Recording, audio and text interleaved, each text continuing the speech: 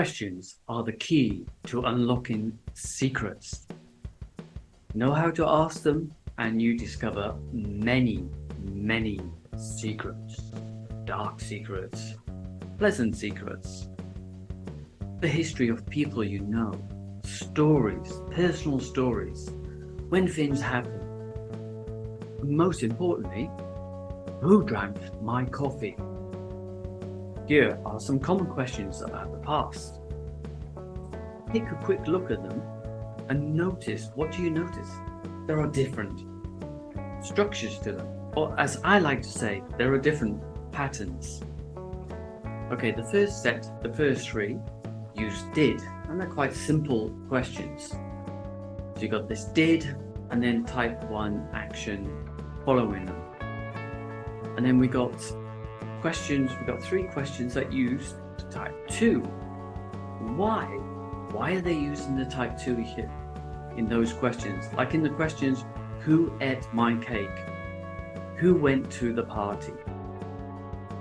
And the last two questions are tag questions. And they have a slightly different structure. We will take a closer look at these three types of questions. Here we got a simple question. What time did you get up this morning? And notice where the answer is. The answer is at the end. So if we use a full sentence to answer this question, the answer comes at the end. I got up at 7:30. Often, if you answer the question, you can just say at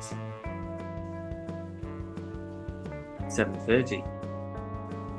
Got another question with did in it, another simple question. How did you open that tin? I used the tin opener. So the answer to the question is at the end of the sentence. Often we won't use a whole sentence to answer the question. You might just say with a tin opener. Duh. How do you open a tin? With a tin opener. Duh. Okay. And we'll have a look at one more. So, why did she go to the park? In the full answer, you could say, because she wanted some fresh air. The answer to the question is at the end of the sentence. We could also shorten it. So, most of the time, the answer would be shorter. Might be to get some fresh air. Hey, why not subscribe? Understand chunks, and you can get ahead of your competition. English will become easy for you. Subscribe now. Now we've got these questions with the type 2 in it. Who ate my cake? And notice where the answer is. It's not at the end of the sentence, it's at the start. So when we use the type 2 in these simple questions, we're looking for the subject of the sentence, and that usually comes at the start of the sentence. Who ate my cake? Sian ate my cake. And I could just simply shorten this to Sian. Sian. So if someone answers my question, who ate my cake? You could say Sian. Or Sian did, or Sian ate your cake. Okay, this question also commonly comes with the type 2 after it. How many people went to the party? So we got the sentence here, 25 people went, or 25 people went to the party. And notice that the answer is at the start of the sentence. So it's the subject of the sentence. I could shorten it to how many people went to the party?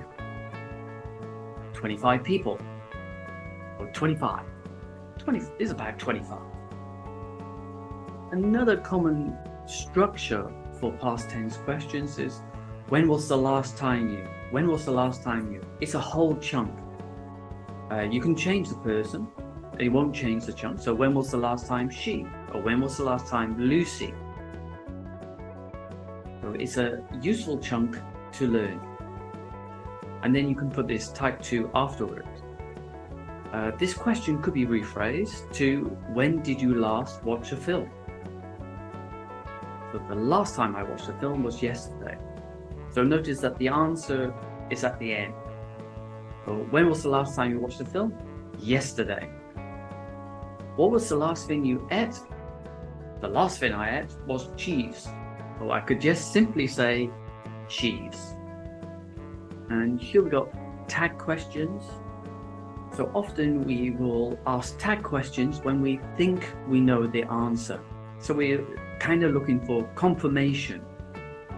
So he worked at XX company, didn't he? Yes, he did. No, he didn't. So the structure of this question, the chunk is he, blah, blah, blah, blah, blah, didn't he? And you can make hundreds of these types of questions just by putting the type 2. He went to the park, didn't he? He ate my cake, didn't he? And notice with tag questions, they have this formula of positive, negative. So in this case, it's a positive, negative. So that's why we use the type 2. So it's positive, and the tag is negative, didn't he? And here's the other way around, where it's negative, positive. So she didn't do her homework, did she? Or she didn't do her homework, did she? And the chunk is she didn't blah blah blah blah, did she? So you can just put a type 1 in between, and then that's how tag questions work in the past. Actually, chunks are a brilliant way to get to know how to use tag questions, but that's a subject for another video. What can you do with this information? This information is useless unless you put it to use. Well, in the details down below, I have listed questions, or the structure of questions, plus which type of action to add, where you add a type 1 action or base verb, for example, go to the park, eat breakfast, drive a car, and type 2 actions, so like drove a car, made coffee, went to the park. And if you seriously want to improve your English, you need to flex your muscles, and you flex your muscles by practicing. So use these structures and make your own questions. So for instance, with the simple questions, what time did you? Just make up 3 more questions. So what time did you watch TV last night? What time did you see Lucy? What time did you make coffee? And with the who plus type 2, make 3 examples as well. So, who took my bag? Who ate my dinner? Who broke the window? Etc. So make your own examples.